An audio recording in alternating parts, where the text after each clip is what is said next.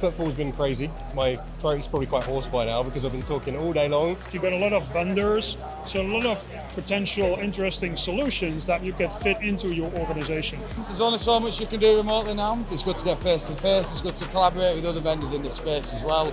And really, it's a personal approach. A lot of interest, especially when it comes to our latest global threat report. So what's happening within security. People that are interested in sensitive data discovery, protecting themselves to cyber attacks and risk.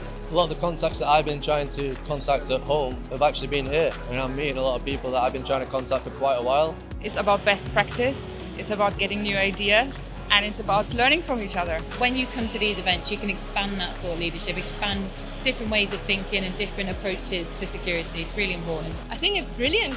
It's huge. I think it's a very good way and a very good opportunity for people to learn and for us to share our experiences. Jam-packed, stand was really busy, couldn't be more delighted, absolutely brilliant. So grateful for the organisers, they've been nothing short of amazing. Absolutely, I'm going to be here next year as well.